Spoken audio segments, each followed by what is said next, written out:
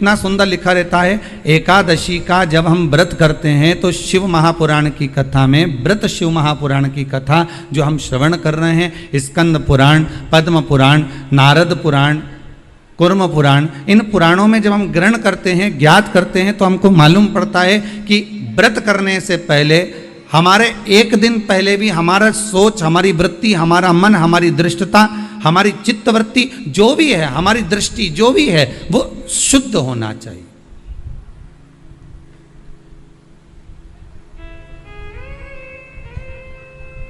हमारा भाव शुद्ध हो, हमारा मन शुद्ध हो।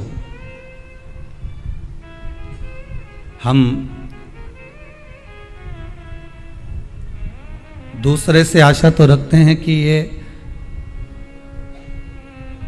हमको प्रेम से बात करे, हम दूसरे से आशा रख रहे हैं कि हमसे प्रेम से बात करे, हम दूसरे से आशा रख रहे हैं कि ये हमारे से स्नेह से बोले, हमारे से मीठी वाणी का प्रयोग करे। पर पहले अपने भीतर झांक कर देखो कि आप उससे कैसी बात कर रहे हैं।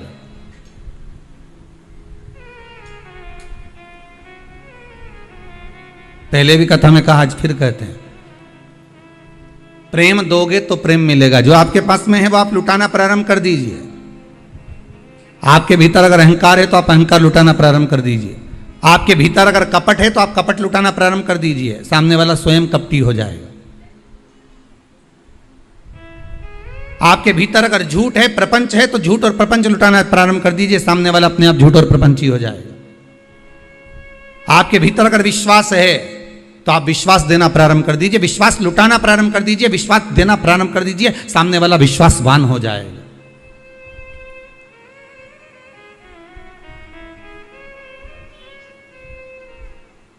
सामने वाला स्वयं विश्वासवान हो जाएगा।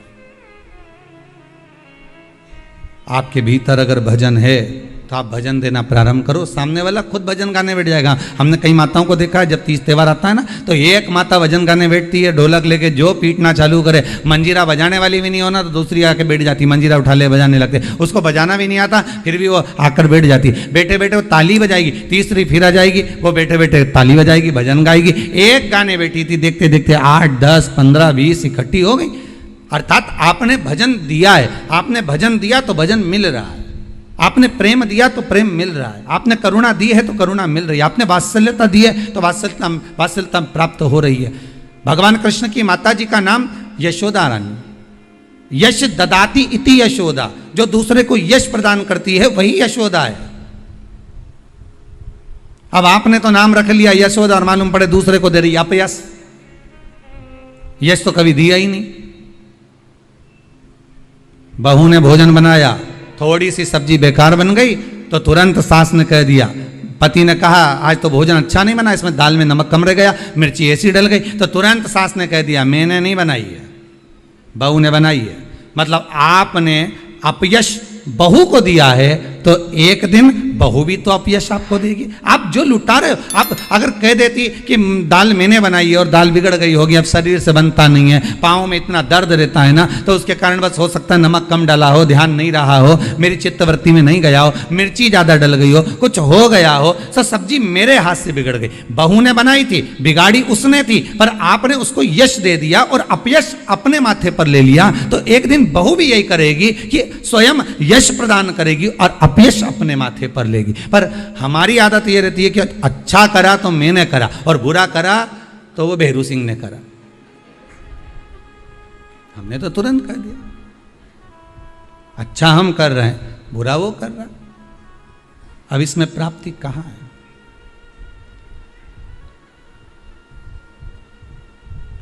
इसमें सुख का भान कहां है? आप अच्छा देने का प्रयास करो तो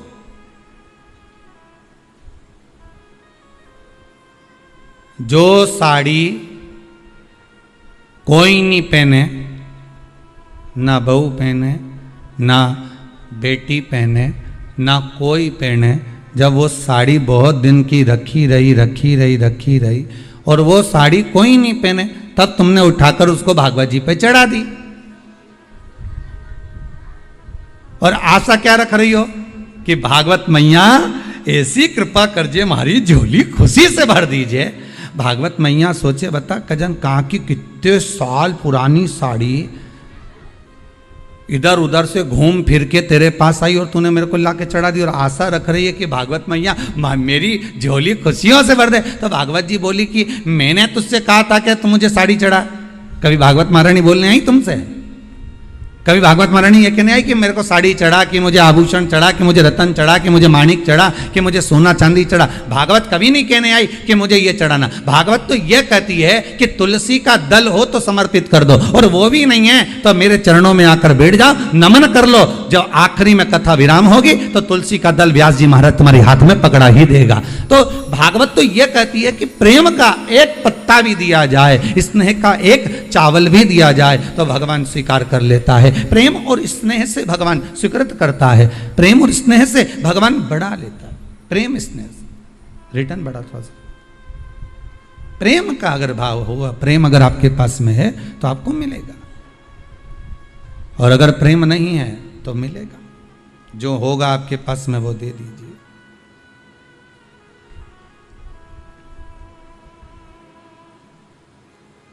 और जब आप प्रेम लुटाने लगोगे, जब आप प्रेम देने लगोगे तो प्रेम मिलने लगेगा।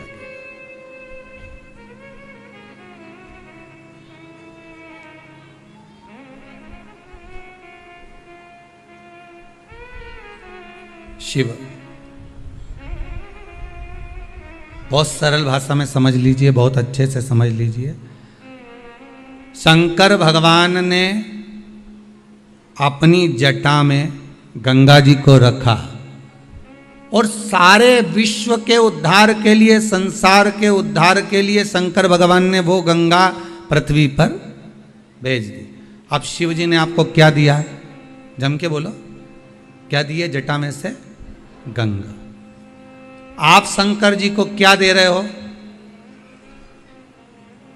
जो पानी भरकर ले गए हो, लोटा भरकर ले गए हो, भले आपने उसमें गंगा का जल नहीं मिलाया, पर आप लोटा भरकर, जल भरकर लेकर गए हो, शंकर को समर्पित करा, तो भाव तो आपका गंगा का ही है कि हम शिव जी को गंगा का जल समर्पित कर रहे हैं। भाव तो आपका वही है। आप भले ना दिए हो पर भाव आपका वही है। शिव ने गंगा दी, आपने शंकर को गंगा दी। रामेश्वरम जाकर करा क्या आपने? केवल गंगा का जल ही तो समर्पित करा है शिव। क्योंकि भोलेनाथ ने, विश्वनाथ ने, शंभू ने आपको प्रदान करा था तो आपने उनको दिया है।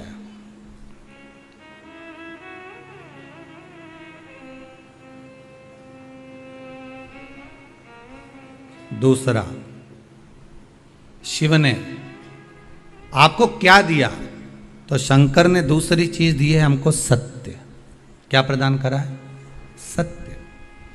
शिव महापुराण के अंतर्गत आता है कि भगवान ब्रह्मदेव ने बारंबार असत्य बोला, हर बार असत्य बोला, आखिरी में उनका सिर भगवान शंकर ने भैरव को प्रकट करा और उनका मस्तक कटवा दिया। जिस मुख से वो झूठ बोल रहे थे, असत्य बोल रहे थे, वो मस्तक काट दिया गया।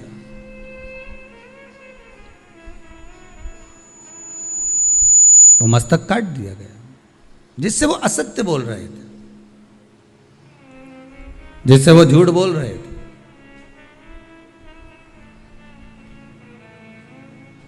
क्योंकि भगवान शंकर को अगर प्रिय है, मेरे देवाधिदेव महादेव को अगर कुछ प्रिय है तो वो सत्य प्रिय, सत्यम शिवम सुंदर। शंकर को सर्वाधिक प्रियता किसमें? सत्य में।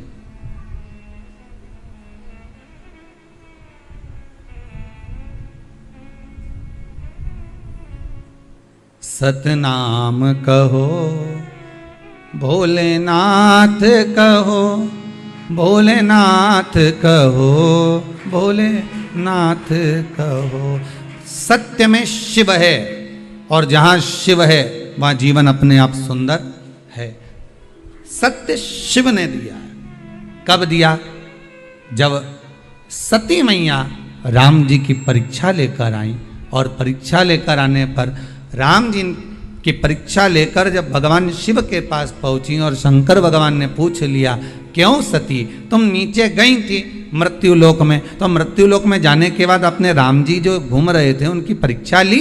पर सती ने असत्य बोल दिया कि मैंने कोई परीक्षा नहीं ली। शंकर भगवान ने ध्यान लगा कर देखा कि सती मैया सीता जी का रूप रख कर गई हैं और राघव जी की परीक्षा ले रही हैं। तब शंकर भगवान का हृदय निचोड़ गया, शंकर भगवान का हृदय कचोट गया। शिव जी के नेत्रों से अश्रु का एक बूंद नीचे की ओर गिर गया। सती मां ने, माता सती ने शंकर भगवान के उसी अश्रु को अपने हस्त कमल में लिया। नाथ, ये अश्रु आपका है। सती, आप इस अश्रु की हकदार नहीं हो।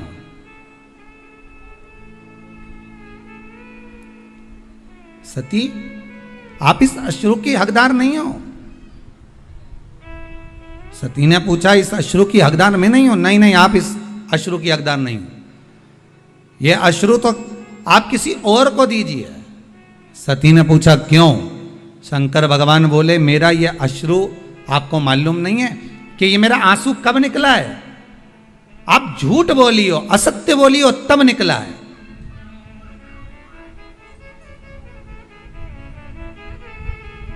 आपने असत्य कहा है, आपने झूठ कहा है, इसलिए मेरा अश्रु निकला है।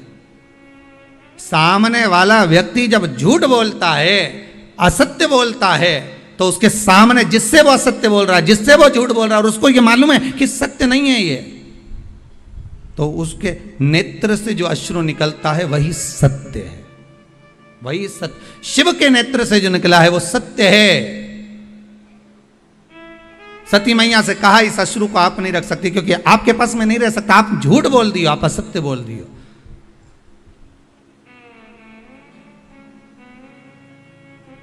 व्यक्ति तो आखिरी में बोलता है राम नाम सत्य है, बाकी का समय तो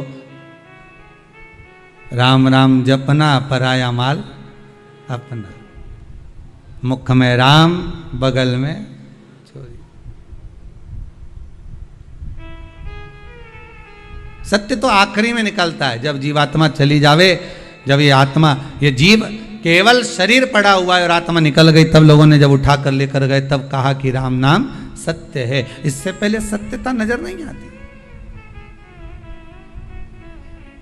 जब तक जिंदा रहता है ना, तो परिवार सत्य है, पत्नी सत्य है, कुटुंब सत्य है, मेरा घर परिवार, नाते रिश्ते, ये सब सत्य नजर आएंगे। और जैसे ही प्राण छूट गए, सब असत्य, बस राम नाम सत्य नजर आता, उसके सिवाय कुछ सत्य नहीं दिखता।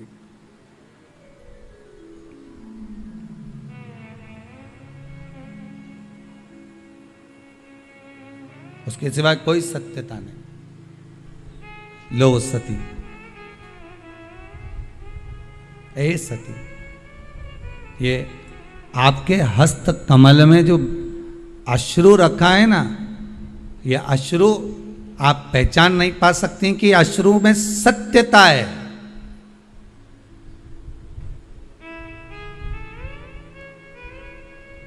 इस अश्रु को आप जान नहीं पाओगी। किसी ने एक लाइन अच्छी गाई है, शायद किसी ने गाया होगी, कोई कलाकार ने, पर अच्छा था। हजारों तरह के ये होते हैं आंसू, अगर दिल में गम हो तो रोते हैं आंसू, और खुशी में भी दामन भिगोते हैं आंसू। अब अश्रु भी हजार तरह के होते हैं। एक हो सकता है कि प्रसन्नता का भाव आ जाए, तब आपकी आंख में आंसू आ जाए, मेरे बेटे का जॉब लग गया, मेरा बेटा ठीक हो गया,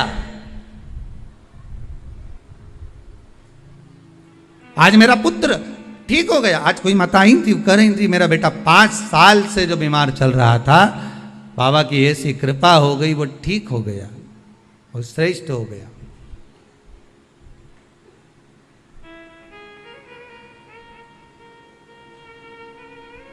कहीं शंकर की दया हो। प्रसन्नता में भी अश्रु आ जाते हैं।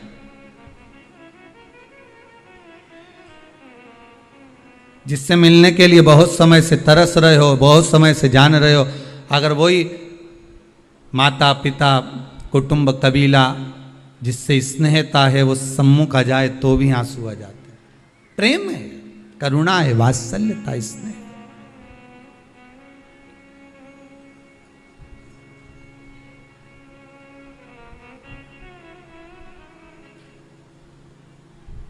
ये वात्सल्यता है, यही प्रेम है। सती इस अश्रु का मोल तुम नहीं जान सकोगे। अश्रु वापिस दे दीजिए हमको। सती मैया कहती है मैं अश्रु वापिस नहीं कर सकती आपको, पर यह सत्य का अश्रु है, और सत्य का अश्रु इतनी देर तक कोई धारण नहीं कर सकता। सियोर वाला महाराज भले गला चिल्ला चिल्ला के बोल दे कि आप सत्य बोलो, सत्य बोलो, सत्य बोलो, पर तुम कथा में 3 घंटा सत्य बोल लोगे, बाकी की जगह पर तुम 2-4 घंटा सत्य बोल लोगे, पर फिर जैसे ही मोबाइल हाथ में आया, कानों पे लगाया, फिर झूठ चालू। क्या कर रही हो? बस घर के लिए निकल गई, और मालूम पड़े बैठी तो यहीं थी, और असत्य निकलना प्रारंभ हो गया। फिर वो असत्य प्रारंभ हो गया। सत्य को प्रमाण नहीं चाहिए साहब, पर असत्य को प्रमाण चाहिए। जो झूठ बोलने वाला होता है ना, वो बार बार कहता है लाओ प्रमाण दो, लाओ प्रूफ दो, अभी दो, अभी मैं चले जाऊं, अभी मैं बता दूं, अभी मैं ये कर दूं, लाओ प्रूफ दो। असत्य को प्रमाण चाहिए, सत्य को प्रमाण की जरूरत नहीं पड़ती भाई। अभी मैं ये कर देता, सत्य को प्रमाण नहीं चाहिए। सत्य सत्य। सती ब्रह्मदेव ने असत्य बोला, भगवान शंकर ने तुरंत भैरव को प्रकट करा, और काल भैरव को प्रकट होकर कहा काट दो ब्रह्मा जी का सिर जिससे वो असत्य बोल रहे हैं, काटो इसका सिर। नख तोड़ा, ब्रह्मदेव का सिर कट गया, क्योंकि झूठ बोल रहे थे। असत्य से ब्रह्मा जी का सिर कट सकता है, तो झूठ बोलने से, असत्य बोलने से हमारा पुण्य कट नहीं सकता। पाप बढ़ेगा और पुण्य कटेगा, पुण्य भी तो समाप्त होता है। हमने पहले कथा में कहा था, आज फिर कहते हैं, आप 24 घंटे सत्य मत बोलो, परंतु कम से कम दिन भर में 1 घंटा तो ऐसा बना लो कि मैं 1 घंटा सत्य बोलूंगी। पर वो 1 घंटा किसी को बताना मत कि मैं इसी घंटे में सत्य बोलूंगी, नहीं तो मालूम पड़े कहीं का आकर बहू पूछ ले, क्यों मम्मी सही बताना, मेरे प्रति क्या सोच रही बैठे बैठे, और सास ने जो सत्य बोल दिया तो हो गया कल्याण। और बताना भी मत को कौन से घंटे में तुम सत्य बोलने वाली हो।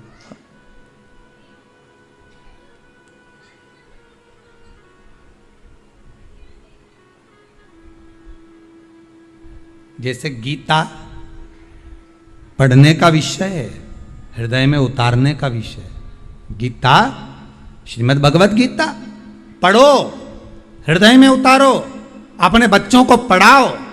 क्यों? क्योंकि आज अगर आपके बच्चे गीता को पढ़ लेंगे तो आपके बच्चों को अदालत में खड़े होकर गीता पर हाथ नहीं रखना पड़ेगा। गीता पढ़ने का विषय है, गीता हृदय में उतारने का विषय है। श्रीमद् भगवत गीता को अपनी चित्तवृत्ति में, अपने मन में अगर हमने उतार लिया तो हमारे घर के बच्चों को कभी अदालत में जाकर खड़े होकर गीता पर हाथ नहीं रखना पड़ेगा। अगर गीता का स्मरण करा है तो, श्रीमद् भगवत गीता का मनन चिंतन करा है तो।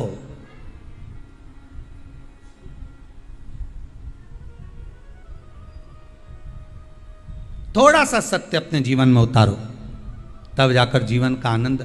सती लाओ, ये मेरा अश्रु मुझको दे दीजिए, ये सत्य से जो अश्रु निकला है, ये सत्य का अश्रु आप मुझे प्रदान कर दीजिए। नहीं नहीं नहीं स्वामी, मैं ये सत्य को अपने पास रखना चाहती हूँ। शंकर भगवान ने कहा, सुनो सती, अगर सत्य अगर आपने अपने पास में रख लिया तो आपको सहन बहुत कुछ करना पड़ेगा। मैं सहन करने को तैयार हूँ। अगर सत्य मेरे पास में रह रहा है तो मैं सहन भी कर लूंगी। और सती ने क्या सहन करा वो आप देख लो। सती जब पिता के यज्ञ में गई और वहां पहुंची, और पहुंचने के बाद माता सती ने जब जो देखा, देखने के बाद सती ने सत्य कहना प्रारंभ करा और सत्य सुनना प्रारंभ करा, तो सती को भस्म होना पड़ा। माता सती को भी भस्म होना।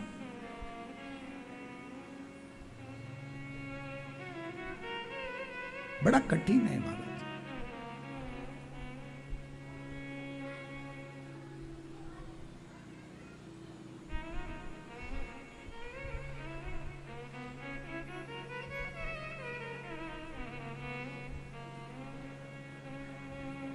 सत्य को पहचान कर सती मैया ने बारंबार शिव से कहा, मैं सब सहन कर लूंगी सत्य को, आप मुझे दे दीजिए। शंकर भगवान ने अपना अश्रु, वो सत्य का अश्रु, सत्यता का अश्रु शंकर भगवान ने दे दिया सती माता।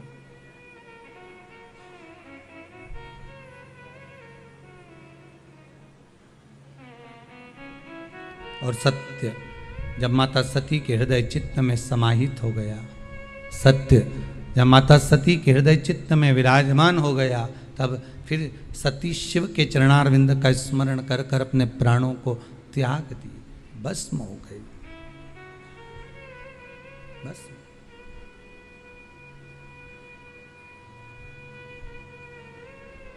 और वो सत्य के कारण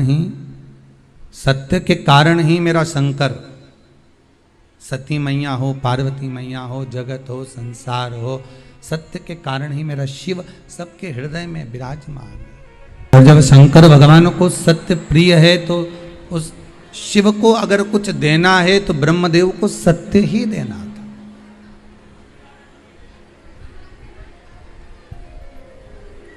ब्रह्मा जी अगर देना चाहते तो सत्य दे देते, पर ब्रह्मदेव ने सत्य नहीं दिया। ब्रह्मा जी सत्य नहीं बोल पाए। और ब्रह्मा जी अगर सत्य प्रदान एक बार कर देते तो फिर असत्य ब्रह्मा जी को बोलना ही नहीं पड़ता। किस लिए बोलते थे?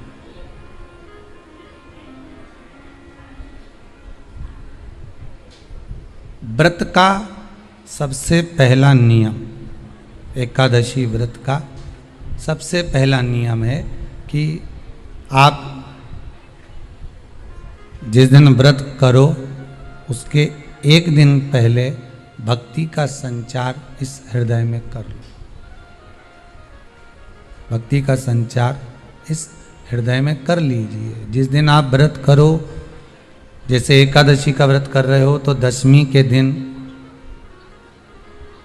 शाम का समय जब आवे, रात्रि जब होने लगे, शाम का समय आवे, और रात्रि का आप जब भोजन ग्रहण करो, तो उस भोजन में कोई ऐसा पदार्थ ग्रहण मत करिए जिस पदार्थ के कारण आपकी एकादशी बिगड़ जाए।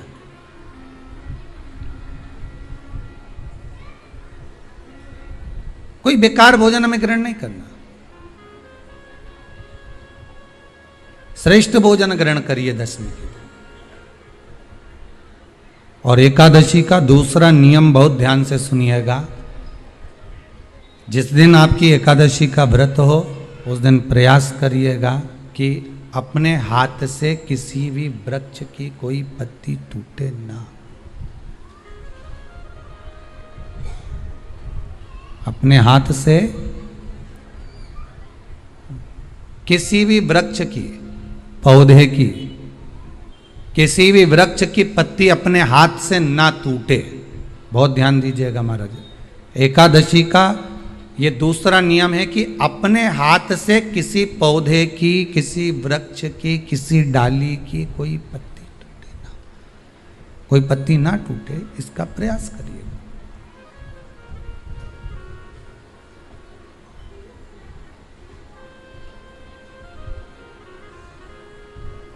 कितना सुंदर व्याख्यान कहा है, कितना सुंदर वर्णन है महाराज, कि मात्र एकादशी का व्रत कर लेने पर, मात्र एकादशी का व्रत कर लेने पर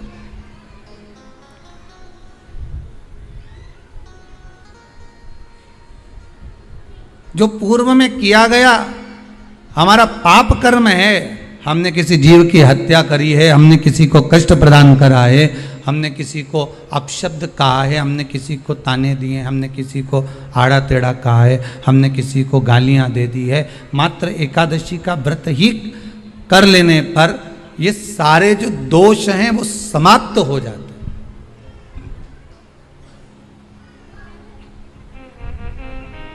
सारे दोष हमारे समाप्ति पर आ जाते हैं।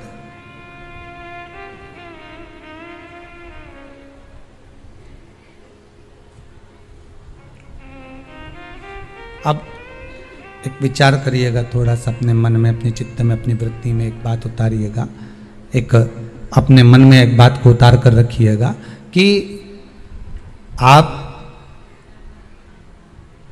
अपने पाप को, अपने पाप कर्म को जिस दिन क्षीण करने वाले हो, समाप्त करने वाले हो, अपने पाप को आप जिस दिन समाप्ति पर लेकर जा रहे हो, तो उसके एक दिन पहले आपको प्रसन्नता होना चाहिए कि नहीं होना चाहिए कि कल मेरा पाप कटने वाला है, कल मेरा पाप समाप्त होने वाला है, जो मैंने पाप कर्म करा है वो समाप्त होगा, जो मैंने पाप कर्म करा है वो कल समाप्त हो जाएगा। तो एक दिन पहले आपके चेहरे पर प्रसन्नता हो कि ना हो?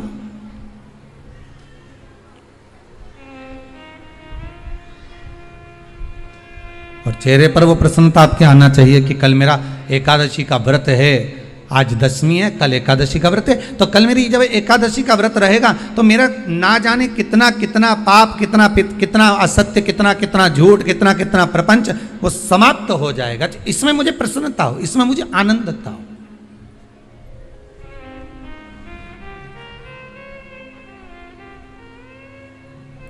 तो क्या कहा गया कि प्रयास करिएगा कि एकादशी के दिन कोई वृक्ष की, कोई डाली की, कोई कोपल की कोई पत्ती ना तोड़ी जाए। क्यों?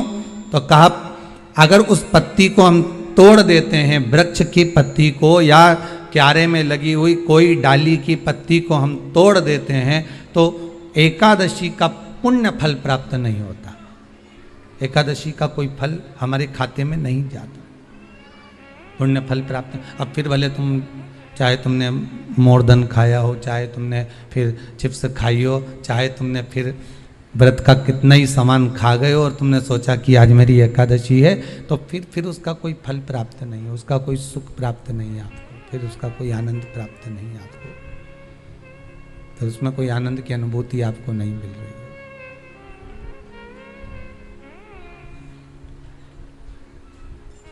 फिर उसमें कोई फल की प्राप्ति आपको नहीं हो रही।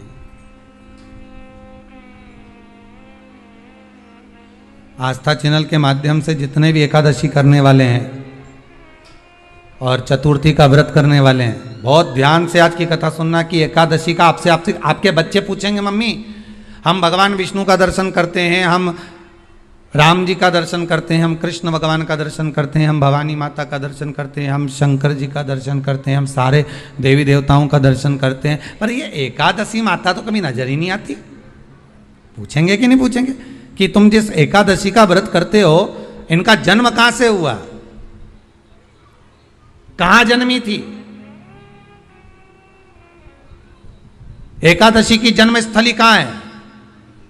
भाई भगवान कृष्ण की जन्मस्थली तो मथुरा है, श्री राम जी महाराज की जन्मस्थली बोल दो जम के अयोध्या है।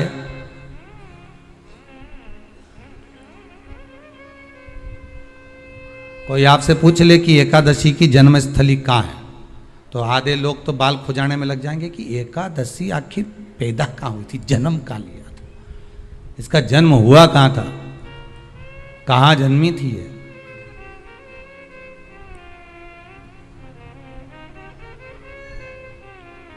इसका जन्म स्थल है कहाँ? और अगर मान लो जन्म स्थल एकादशी का है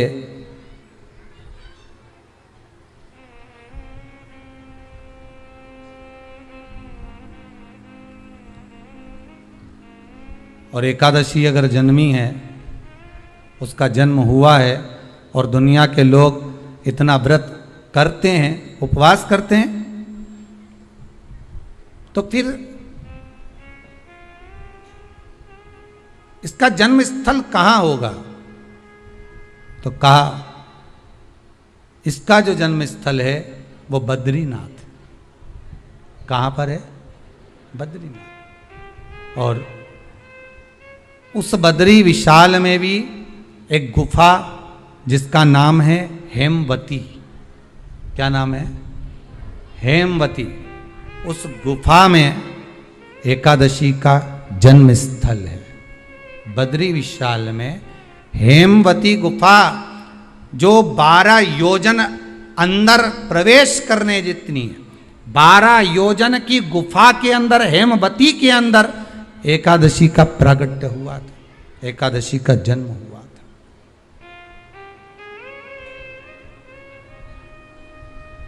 अब तो बता सकते हो ना कि कोई पूछे कि राम जी का जन्म अयोध्या में हुआ, भगवान कृष्ण का जन्म मथुरा में हुआ, और कोई पूछ ले आपका जन्म कहाँ हुआ था, अपन कह सकते ना सीहोर में हुआ हमारा।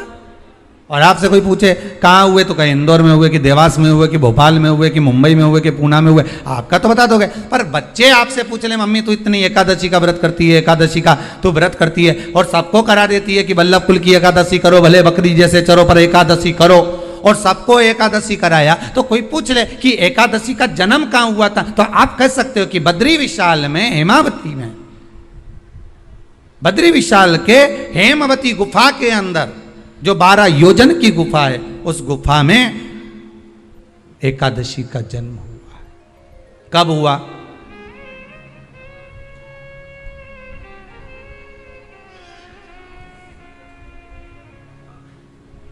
जन्म होने का कारण, राम जी के जन्म होने का कारण था रावण का संहार।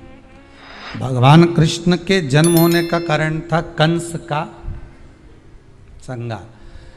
नरसिंह भगवान के जन्म होने का कारण, प्रकट होने का कारण था हिरण्यकशिपु का संहार। वराह भगवान के प्रकट होने का कारण था कि पृथ्वी को जल पर लाकर ठहराना, हिरण्याक्ष का संहार।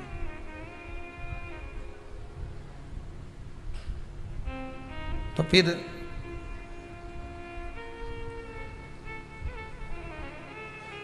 इसके जन्म का कारण क्या है? तो कहा इसके जन्म का केवल एक कारण है। सतयुग में, अब एक और बात का बहुत ध्यान दीजिएगा महाराज, सतयुग एक बार नहीं हुआ कि तुम सोचो कि सतयुग के बाद में द्वापर, त्रेता आ गया, त्रेता के बाद द्वापर आ गया, द्वापर के बाद कलयुग आ। एक सतयुग नहीं है, एक त्रेता नहीं है, एक द्वापर नहीं है, ना जाने कितने कितने सतयुग निकल गए, ना जाने कितने कितने द्वापर, त्रेता, कलयुग, ना जाने कितने निकल गए।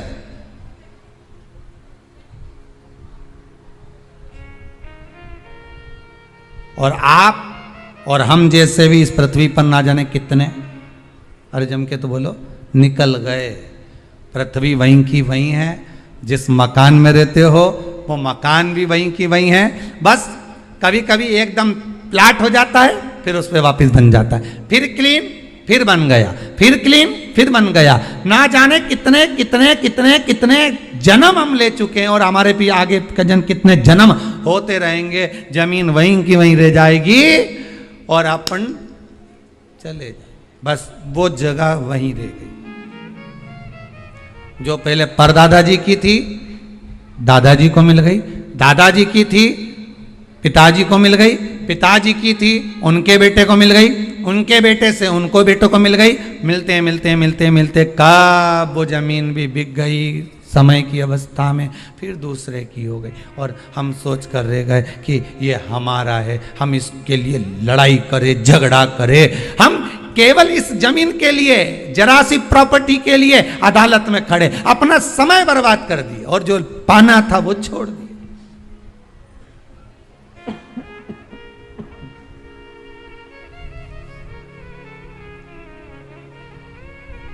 जो पाना था वो छोड़ दिया हमने।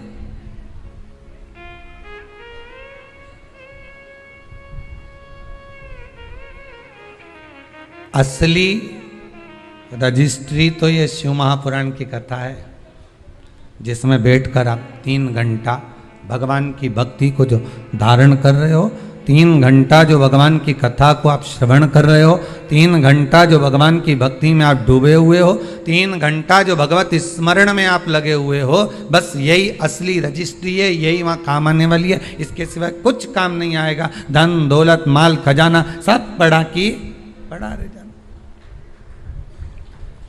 सब धरा की धरा।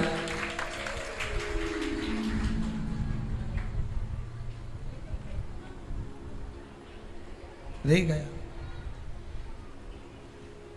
वो एक लाइन आप लोग स्मरण करते होंगे, सज धज के जिस दिन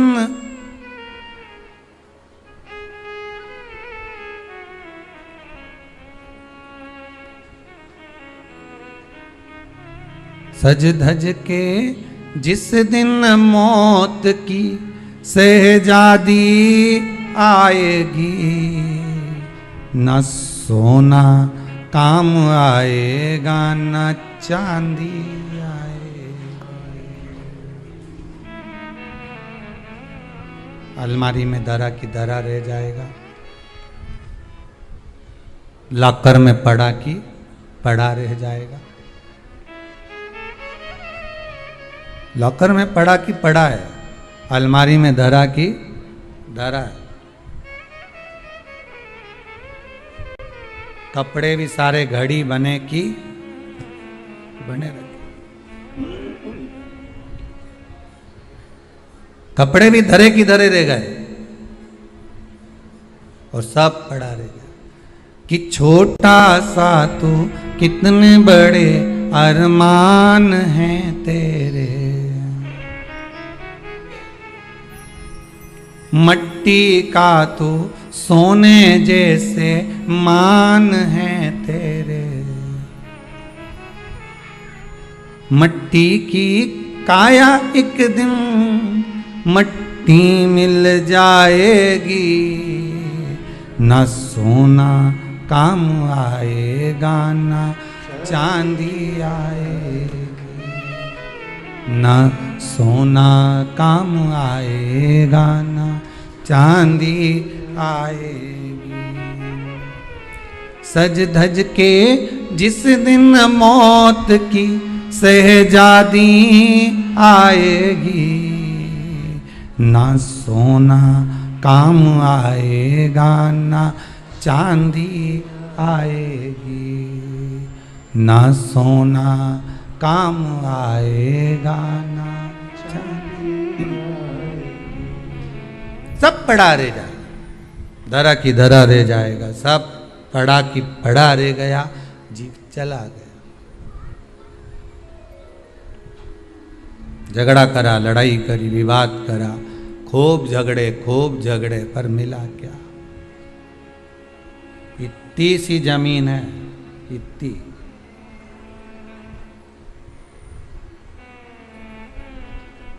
मिल भी गई, हो गया, मान लो तुमको मिल गई लड़ाई झगड़ा में। यहाँ तो शिव महापुराण की कथा कहती है कि माता पिता के आशीर्वाद से बड़ी दुनिया में कोई प्रॉपर्टी नहीं है। माता पिता के आशीर्वाद से बड़ी दुनिया में कोई दौलत नहीं है। कि जिस घर में माँ बाप की इज्जत नहीं होती, उस घर में देखना कभी बरकत नहीं होती। सही प्रॉपर्टी, सही जमीन, सही जायदाद, सही धन, सही दौलत, सही संपदा तो माता पिता का आशीर्वाद है।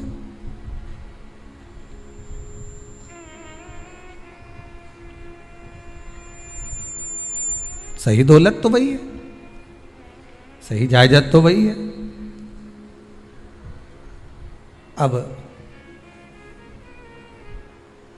प्रयास करना एकादशी के दिन कोई पत्ती ना टूटे।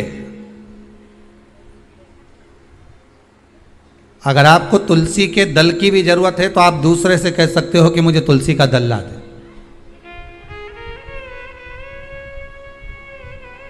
पर मेरे हाथ से मैं किसी को कष्ट ना दूं। कितने तपबल से एकादशी की उत्पत्ति हुई है, कितने तपबल से। महाराज सतयुग एक नहीं आया, ना जाने कितने सतयुग आ गए। द्वापर एक नहीं आया, ना जाने कितने द्वापर। त्रेता एक नहीं, ना जाने कितने त्रेता। कलयुग ना जाने कितने हुए, और अपने जैसे भी ना जाने कितने। तो कभी कभी तुम अहंकार भी मत करना। अपने भीतर यह अभिमान नहीं आना चाहिए कि आपके बराबर कोई दान नहीं कर सकता। किसी के भीतर यह अहंकार ना आए कि हमारे बराबर कोई ये नहीं कर सकता, हमारे बराबर ये कोई बोल नहीं सकता, हमारे बराबर ये कोई होड़ नहीं कर सकता। नहीं नहीं, अहंकार को छोड़ दो।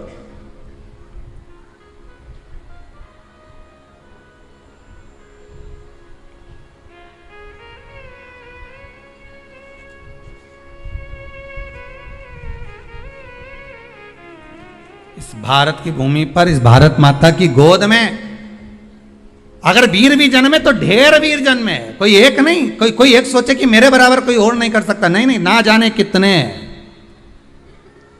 इस भारत माता की गोद में अगर दानी भी जन्मे तो ना जाने कितने। कोई ये ना सोचे कि मेरे बराबर कोई दान नहीं कर सकता। इस भारत माता की गोद में सुंदर भी जन्मे तो इतने।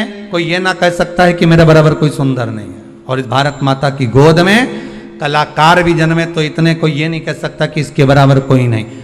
इस भारत माता की गोद में कथाकार भी ढेर जन्मे, कोई ये नहीं कह सकता कि इसके बराबर कोई नहीं। भगवान ने पैदा करा। अभिमान नहीं होना चाहिए, अहंकार नहीं होना चाहिए।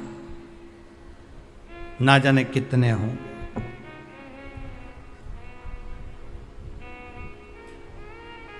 ना जाने कितने।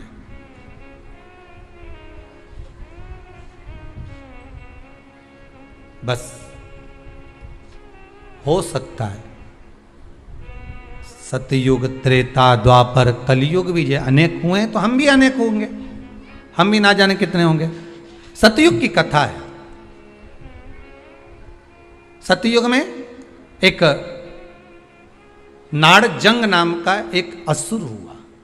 देखिए, एकादशी के जन्म की कथा शायद आपने जिंदगी में कभी सुनी ना सुनी जीवन में, पर इस जीवन में मनुष्य की देह प्राप्त कर कर अगर आप शंकर की शिव महापुराण की कथा सुन रहे हो तो एक एक संवाद को अपने जीवन में उतार कर रखना, जिससे कई माताएं कहती है गुरुजी पहले हम ये चीज नहीं जानते थे, पर आपसे श्रवण कर कर ही तो कुछ मिलेगा। आने वाली पीढ़ी को हमको ज्ञान देना है। सियोर वाला महाराज तो 3 घंटा 2 बजे से 5 बजे तक आस्था चैनल पर, फेसबुक पर, यूट्यूब पर कथा बाज देगा। इसके बाद जवाबदारी आपकी है।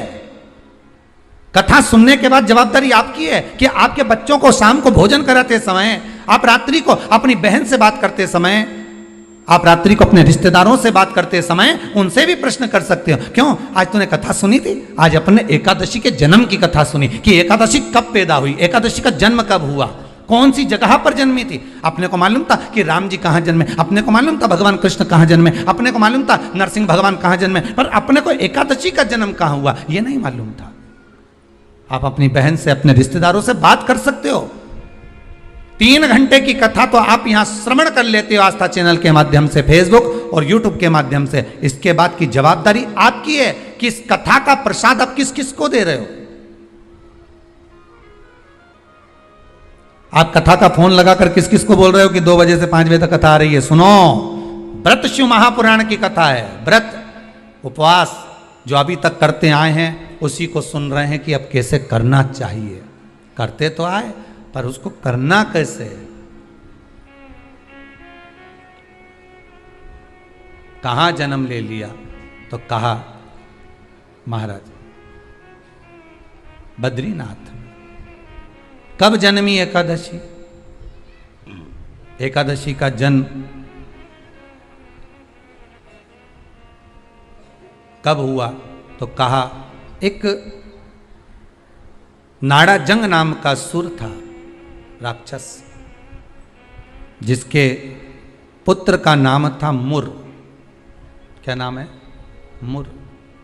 मुरदैत्य।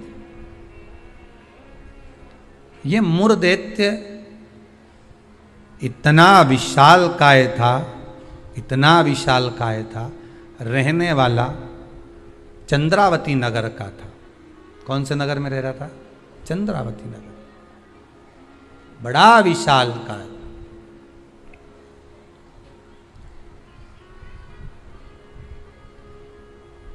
इसमें बल इतना था, इतना बल था कि एक दिन मूर दैत्य ने तप साधना कर कर, दान पुण्य कर कर, स्मरण कर कर सारा पुण्य अपने खाते में रख लिया। आपको कल कथा में कहा था, उद्यापन करना मतलब उतने व्रत का पुण्य अपने खाते में जमा कर लेना, फिर वो समाप्त नहीं हो सकता।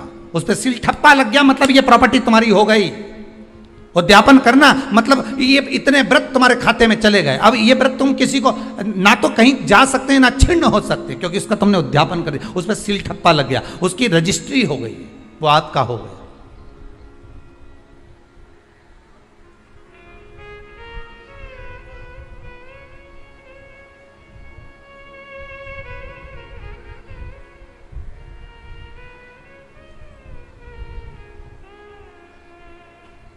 अब मूर दैत्य बड़ा उपद्री था, बड़ा उपद्री, इतना उपद्री, पर साथ में वो दान भी बहुत करता था, साथ में वो पुण्य भी बहुत करता था, सत्कर्म बहुत करता था।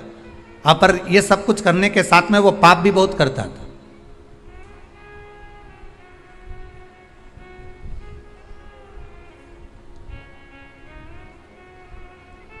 बहुत पाप करता था, पुण्य के साथ में पाप भी बहुत करता था। होता है व्यक्ति पुण्य के साथ में पाप कर भी देता है। शंकर जी के मंदिर में लोटा भर के पानी चढ़ाने गया और मन में विचार कर कर गया, बताओ अपने आप को कैसी इत्र आ रही है। दूसरे को देख के अपन तुरंत उसी समय पे पाप कर लिया। बताओ अपने आप को कितनी इत्र आ रही। अरे अरे वो इतरारे इतरान दे, तू तो अपना शंकर जी के जल चढ़ाने, हरि ओम बोलने, नमः शिवाय बोलने अपने घर जा। तेरे को क्या करना कि इतरारी ने कई कर रही, वो करे करना।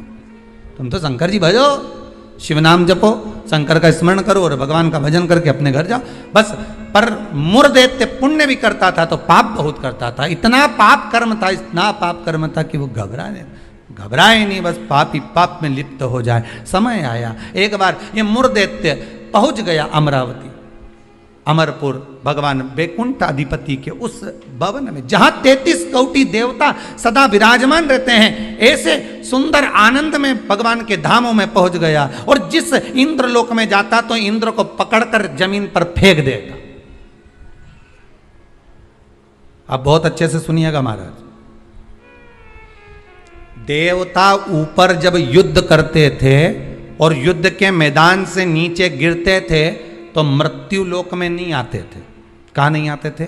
मृत्यु लोक में। पर मूर दैत्य इतना बलवान था कि देवताओं को जब पकड़कर फेंकता था तो किसी लोक में नहीं जाते थे, मृत्यु लोक में ही जाते थे। अब बल देखिए कितना प्रबल होगा। कोई लोक नहीं, ऊपर से फेंका तो डायरेक्ट नीचे।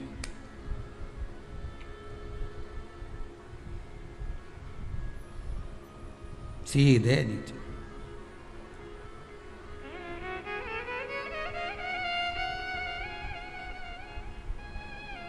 जितने लोक उतने देवता, और जितने लोक उतने देवता। अब इसने सोचा इतने सारे देवताओं को अलग अलग गिराने कब तक जाऊंगा, तो इसने क्या करा, आज चढ़ गया सारे लोकों पर और लोकों पे चढ़कर जो नृत्य करना प्रारंभ करा, जम जम के नाचना, तो सारे लोक हिलने लगे और जितने उसमें 33 कोटि देवता रह रहे थे सब मृत्यु लोक में गिर गए। अब सारे लोक में किसका राज्य हो गया? जम के बोलिए जरा, उस मूर दैत्य का। सारे लोग खाली, मूर दैत्य का राज्य। सारे देवता इकट्ठे होकर शंकर भगवान के पास में गए, क्योंकि मृत्यु लोक में आ गए तो मृत्यु लोक में कहां जाएंगे।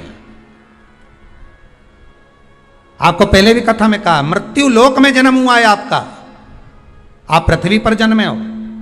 और मृत्यु लोक में जन्म लेने के बाद अगर आप मन में सोचो कि हम शंकर की आराधना क्यों कर रहे हैं, अरे मृत्यु लोक में जन्म लेने के बाद शंकर की आराधना ही मूल है, शिव की आराधना ही जरूरी है।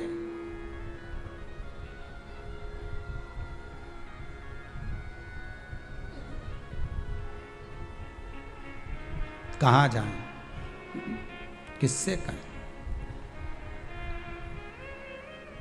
वैकुंठ लोक के अधिपति भगवान विष्णु, ब्रह्मलोक के अधिपति भगवान ब्रह्मा, इंद्रलोक के अधिपति इंद्र, यमलोक के अधिपति यम, मृत्यु लोक के अधिपति महादेव है। भगवान शिव है। और अगर आप मृत्यु लोक में रह रहे हो तो आपके जीवन में अगर दुख है, तकलीफ है, कष्ट है, रोग है, बीमारी है, तकलीफ में हो तो शंकर की शरण में जाइए। सारे 33 कोटि देवताओं का चरित्र एकादशी के जन्म की कथा कर रही है, पद्म पुराण की कथा कर रही है, स्कंद पुराण की कथा कर रही है, शंकर की पावन कथा कर रही है कि देवता जब मृत्यु लोक में आ गए और मृत्यु लोक में आने के बाद उनको जब कष्ट हुआ, किसी देवता के पास नहीं गए, सबसे पहले शंकर जी के पास गए, क्योंकि जो करीब में होता है उसी को पुकारा जाता है। एक बहू पूना में रह रही है और एक बहू तुम्हारे साथ में रह रही है और तुम्हारा पेट दुखे या चक्कर आ रहे हैं तुमको, तो क्या पूना वाली को फोन लगा के बोलोगी बहुत चक्कर आ रहा है?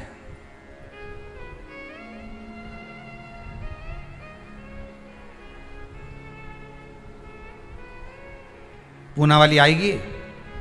अरे बोलो जम के तो बोलो। मुंबई वाली आएगी? भाई इंदौर वाली जो जहां रह रही है वो नहीं आएगी।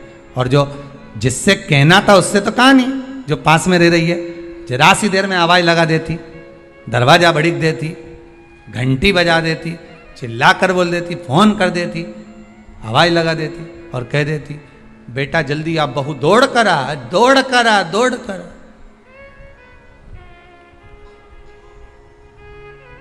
बोलो आती कि नहीं आती?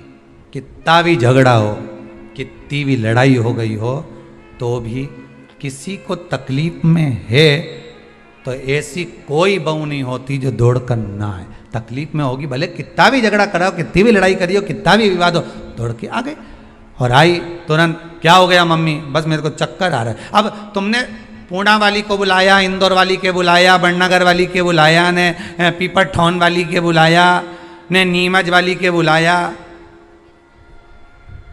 सब क्या बुलाया तुमने, पर तुमने उसको नहीं बुलाया जो पास में थी।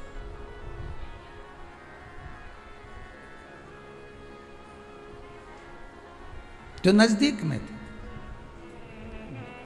मृत्यु लोक में जब देवता नीचे गिर गए तो इनके नजदीक में कौन थे? भगवान शंकर। जब शंकर भगवान नजदीक में थे तो सारे देवता शिव जी के पास दौड़ कर गए, भोलेनाथ जी के पास दौड़ कर जाकर हर हर महादेव, हर हर महादेव, हर हर महादेव। जैसे ही हर हर महादेव बोला, शंकर भगवान के नेत्र खुल गए। शिव जी ने पूछा कैसे आना हुआ ये तो बताओ। कहा महाराज जी ये वो मुर दैत्य ने हम सबको नीचे पटक दिया। अच्छा तो फिर क्या चाहते हो? बस उस मुर दैत्य का संहार कर दो। शंकर भगवान बोले मुर दैत्य का संहार मैं करूंगा?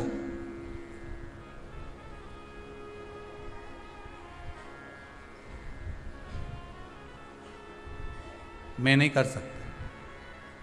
क्यों? उसका संहार भगवान विष्णु करेंगे।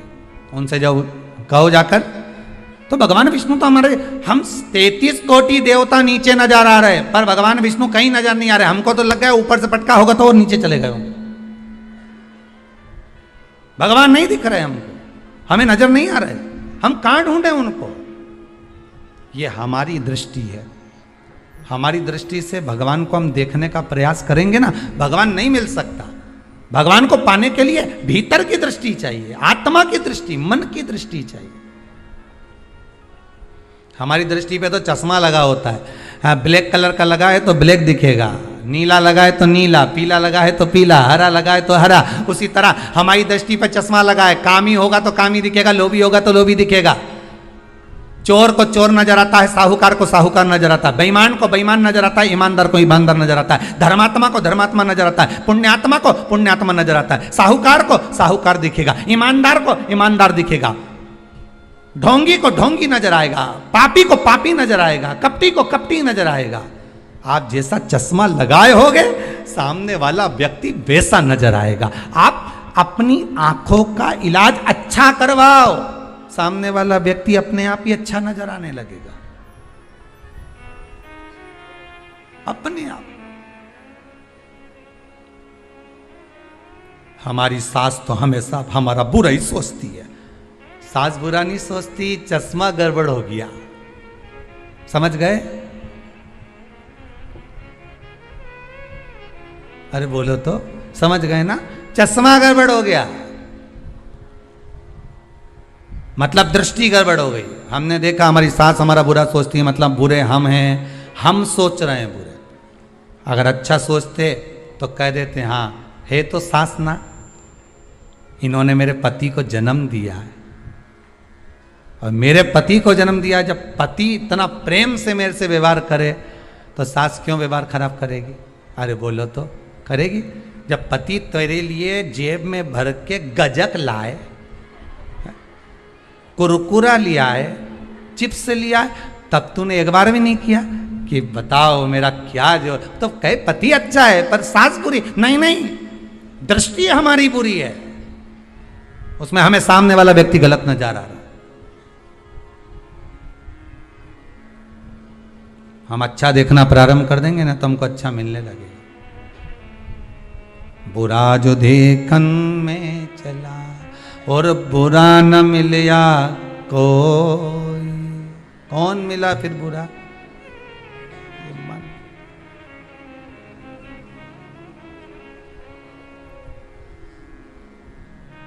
इस मन को बुरा कर।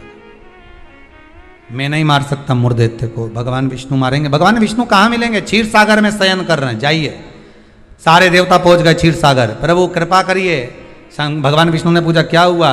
वो मुर्देत्य ने आक्रमण कर रखा है, सबको उठा उठा के पटक दिया, एक भी नहीं बचा, सारे लोग खाली पड़े। अच्छा फिर मां कौन बैठा? तो क्या मुर्देत्य बैठा अकेला? आओ।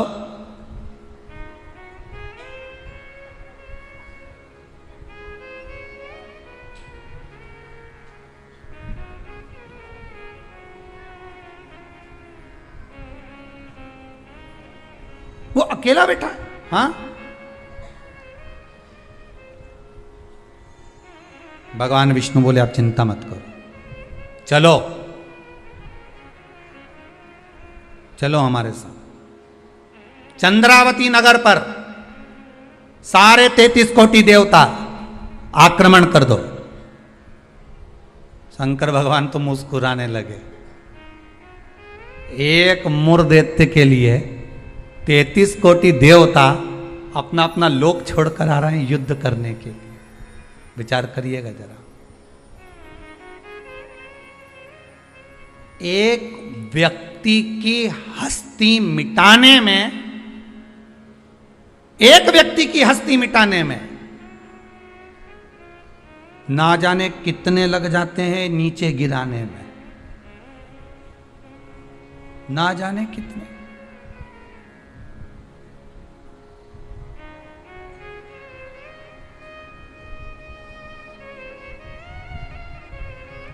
जब व्यक्ति मर जाता है तो दुनिया के लोग रोते हैं, बेचारा मर गया।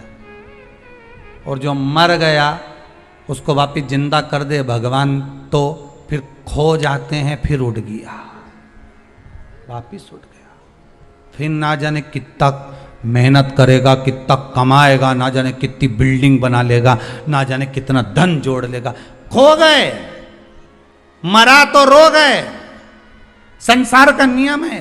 एक व्यक्ति की मुर्दैत्य की मात्र हस्ती को मिटाने के लिए सारे आ गए, पर 33 कोटि देवता 15 मिनट नहीं लगे मुर्दैत्य को। 15 मिनट में मुर्दैत्य ने सारे देवताओं को हिला दिया, भाग गए। सारे 33 कोटि देवता भाग गए। तब भगवान विष्णु अकेले युद्ध के मैदान में थे, अकेले युद्ध के मैदान। और अकेले भगवान विष्णु जब युद्ध के मैदान में युद्ध प्रारंभ करा, भगवान ने उठाया सुदर्शन चक्र और भगवान ने उठाकर सुदर्शन चक्र को फेंका। मुर्दैत्य के जितने जितने असुर थे, जितने राक्षस थे, सबका संहार करने के लिए फेंका। फेंक तो दिया, सारे जितने असुर थे वो मर भी गए, पर मुर्दैत्य इतना प्रबल था कि उसने एक फूंक मारी, सबको जीवित कर दिया। भगवान विष्णु आश्चर्य में पड़ गए, गजब गजब। ये एकादशी के जन्म की कथा है।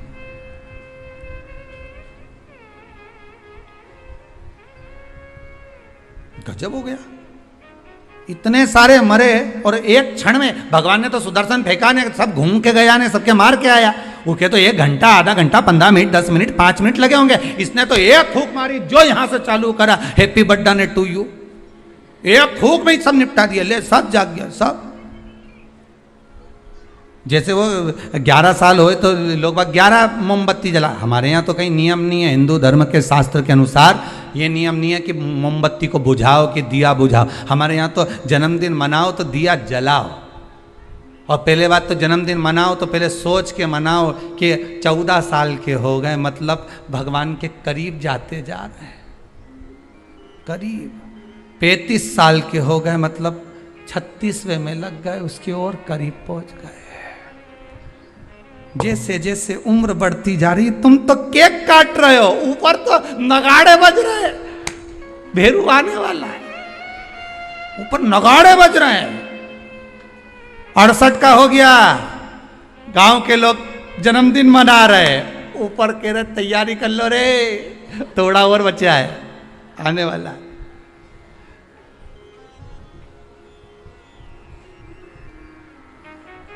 कई लोग पूछते हैं तो गुरुजी क्या हम जन्मदिन नहीं मनाए? हमने कहा मनाओ, तो आप तो ऐसा बोलते हैं। हमने कहा जन्मदिन मनाना मतलब हम तो समझ जाते हैं कि ये जन्मदिन इसलिए मना रहे हो क्योंकि तुम्हें खुशी है भगवान के पास जाने की, इसलिए मना रहे हो कि अब हम भगवान की ओर करीब हो गए, हम और करीब हो गए, हम और करीब हो गए। अरे जन्मदिन आता जाए तो विचार करते जाओ कितने साल निकल गए, ना राम नाम लीनो ओ तूने भरी जवानी में, तो डूब के मर जा रे चुल्लू भर पानी में। अरे काय जन्मदिन मनाओ तो विचार करिए कि हमारा जन्मदिन हम क्यों मना रहे हैं, किस लिए मना रहे हैं, कहाँ जा रहा है, हमारा समय निकले चले जा रहा है। ना राम गाए ना कृष्ण गाए ना शंकर का स्मरण करा, यूं ही गवा दिया। और बच्चा कुचा था तो जन्मदिन आदि रात को मेन रोड पे गाड़ी को खड़ा करके बोनट पे केक रख के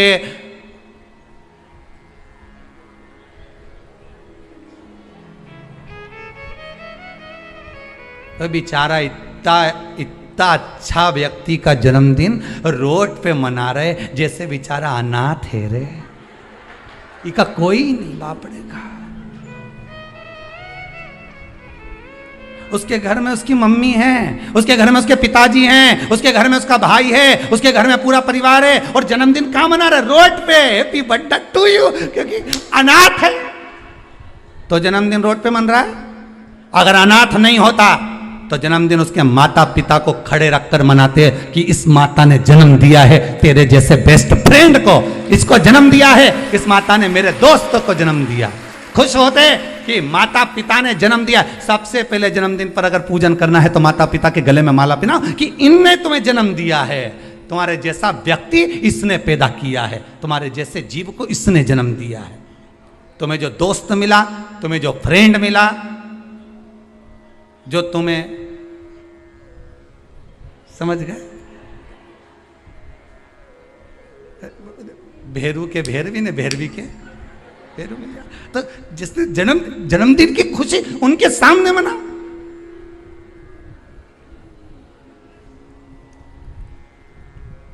चले गए रोड पे, गाड़ी खड़ी कर ली, केक काट लिया, आधी रात को बम फटाका फोड़ लिया, बस। क्या मतलब? वो अनाथ नहीं है, वो अनाथ नहीं है, उसके सिर पर उसके माता पिता का हाथ।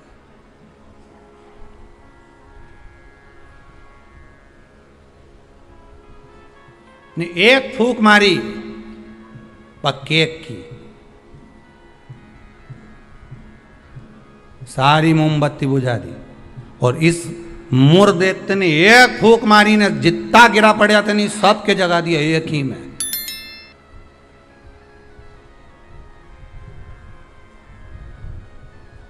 मेरे को तो लगे वो कहीं कहीं का बाबा जोगी और नहीं हो, नहीं जिसके यहाँ झाड़ा लगवाने लोग जाए, एक फूंक मार दो उठी क्या।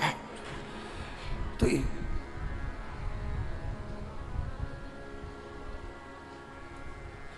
देखा, एक फूंक में उठ गया। तो जो उठा उससे पूछा कितना समय से बीमार पड़ा था ने? महाराज जी ने एक फूंक मारी ने उठ गया। वो बोला फूंक से उठा नहीं हूं, महाराज जी के मुंडा में ऐसी बदबू आई रही थी, एक बार में उठ गया।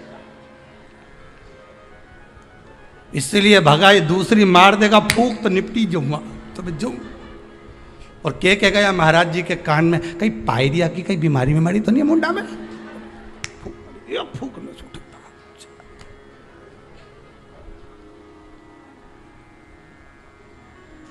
अब अभी महाराज जी ने उसको मारी थी, अब महाराज जी खुद के मार के देखो,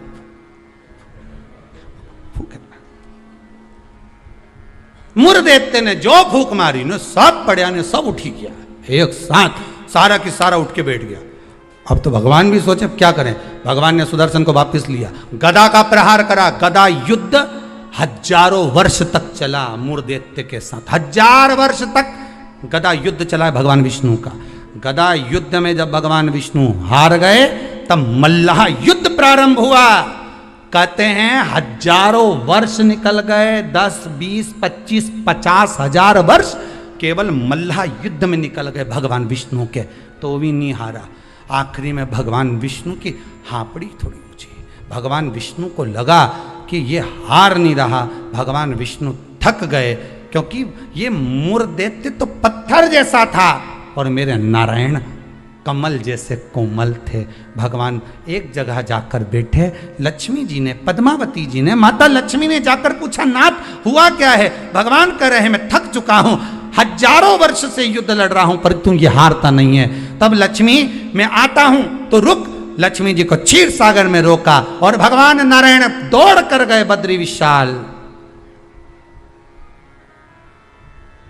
हेमवती गुफा में प्रवेश कर गए, 12 योजन की उस गुफा में मेरे भगवान प्रवेश कर गए। जाकर मेरे नारायण सो गए, क्योंकि इतने थक चुके थे।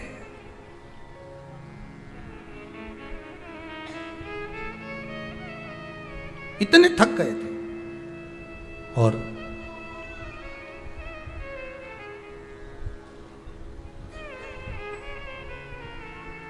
इतने थक गए भगवान, इतने थक गए, सो गए। मुर्देत्य भगवान के पीछे पीछे दौड़ कर आया कि आखिर ये जा कहां रहे हैं, ये जा कहां रहे हैं। मुर्देत्य ने विचार करा, आज भगवान भाग कर कहां जा रहे हैं मुझसे। केवल वो काल्यावन को देखकर भगवान युद्ध का मैदान छोड़कर नहीं भागे थे, यहाँ मुर्देत्य को देखकर भी भगवान युद्ध का मैदान छोड़कर भागे थे। भगवान का नाम था रणछोड़ राय। कहाँ जा रहे हैं, किस जगह जा रहे हैं? जा रहे चले।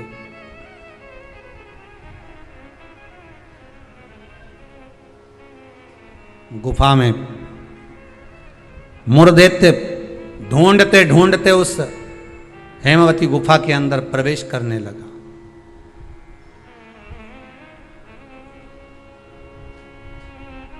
वहां पर हेमवती गुफा में जैसे ही प्रवेश करा, उस समय पर पाप पुरुष, कौन सा पुरुष है? पाप व्यक्ति का जो पाप होता है, जब वो पुण्य वाली जगह पर जाता है, सत्कर्म वाली जगह पर जाता है, तो उसका जो पाप पुरुष है, उसका जो पाप है, वो उसके सामने आकर खड़ा हो जाता है। बहुत ध्यान देना। क्यों कहते हैं कि मंदिर जाओ, क्यों कहते हैं तीर्थ जाओ, क्यों कहते हैं सत्संग में जाओ, क्यों कहते हैं कथा स्मरण में बैठ जाओ, क्यों कहते हैं? हमारा जो पाप है वो हमसे, जैसे ही हम तीर्थ गए, जैसे ही हम भजन में गए, जैसे ही हम कथा में गए, जैसे ही हम कीर्तन में गए, जैसे ही हम स्मरण में गए, जैसे ही भगवान की भक्ति में हम पहुंचे, हमारा पाप जो हमारे सम्मुख में था, हमारे साथ में था, वो पाप हमसे दूर हो जाता है। और मुर्देत्य के सामने वही पाप पुरुष आकर खड़ा हो गया। अंदर प्रवेश कर रहे थे मुर्देत्य, पाप पुरुष ने रोक दिया, कहां जा रहे हो तुम? तुम्हें मालूम नहीं तुम कहां प्रवेश कर रहे हो? तुम्हें ज्ञात नहीं है क्या? ज्ञात है। मैं भगवान विष्णु को ढूंढने जा रहा हूं, उनके साथ मेरा युद्ध हो रहा था। अच्छा, मैं भगवान विष्णु को ढूंढने जा रहा हूं क्योंकि उनके साथ मेरा युद्ध हो रहा था।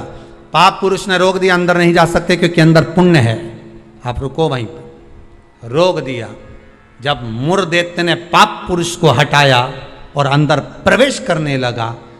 11 दिन तक,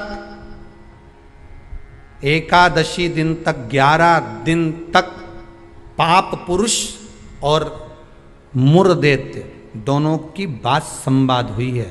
पाप सामने है, मुरदैत्य प्रवेश कर रहा है, बीच में पाप अड़ा पड़ा है। और वहीं बस उस 11 दिन में क्या हुआ कि 11 दिन में भगवान विष्णु के शरीर से एक स्त्री ने जन्म ले लिया, एक कन्या ने, एक स्त्री ने, एक नारी प्रकट हो गई। नारी प्रकट,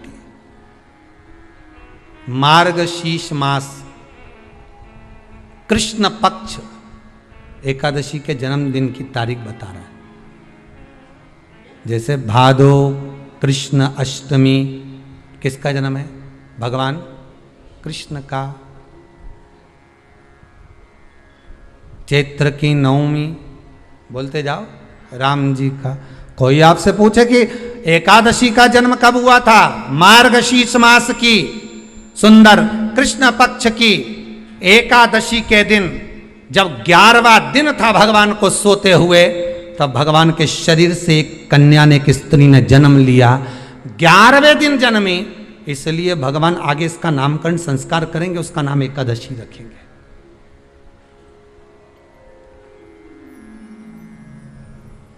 इसी को कहते उत्पत्ति एकादशी, उत्पन्ना एकादशी।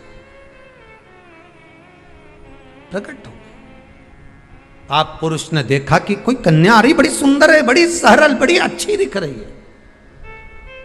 और पाप पुरुष ने देखा इतनी सुंदर कन्या, इतना सुंदर उसका स्वरूप।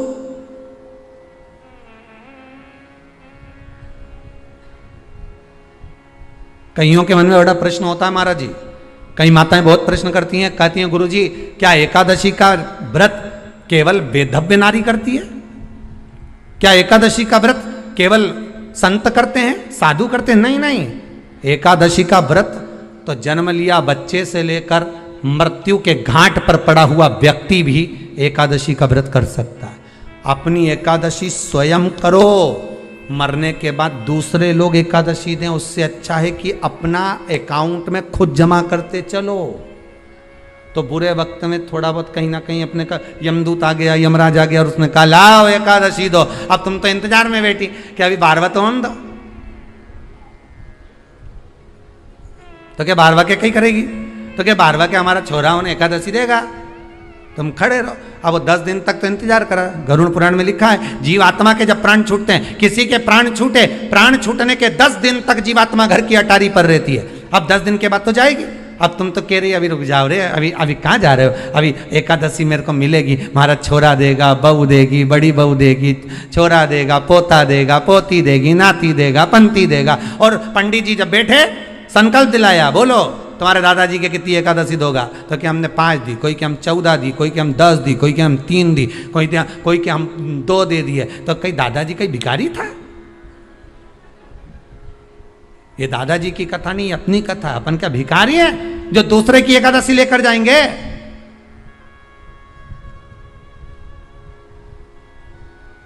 अपन अपनी एकादशी खुद करो, स्वयं एकादशी करो, फिर कहूंगा भले बकरी जैसे चरो, पर एकादशी कर। स्वयं अपने लिए एकादशी करो।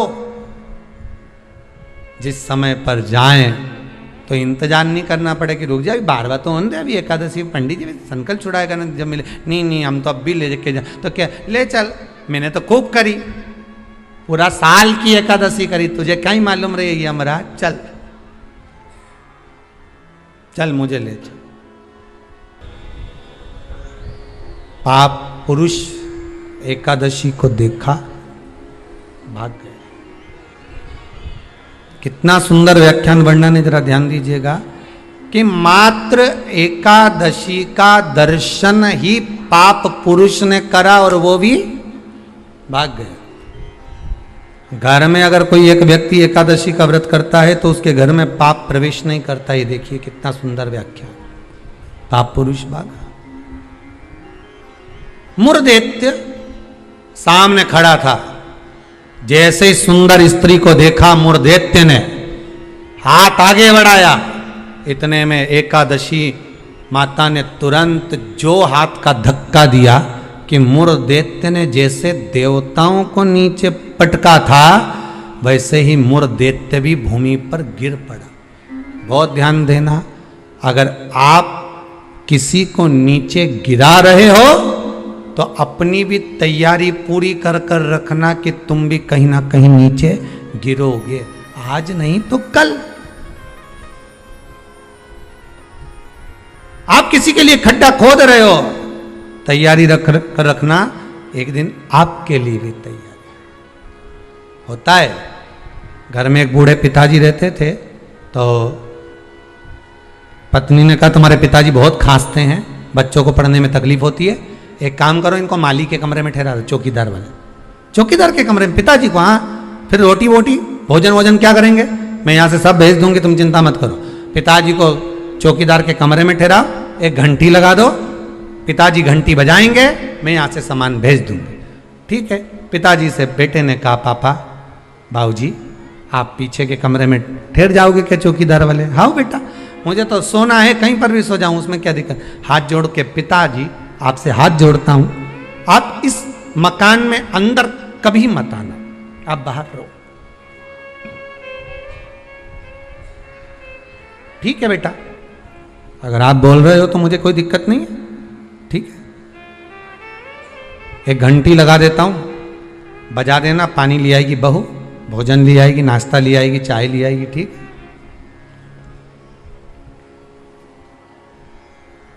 घंटी लगा दी, पिताजी घंटी बजाते, बहू सामान भेज देती। एक दिन पिताजी ने घंटी नहीं बजाई, बेटे ने कसम दी थी अंदर मत आना मकान। बेटा शाम को आया, पत्नी से पूछा क्यों, पिताजी को चाय भोजन नाश्ता वगैरह दिया? पिताजी ने घंटी नहीं बजाई, हो सकता उनके पास रखा हो। बेटा शाम के समय पिता के कक्ष में जाकर देखता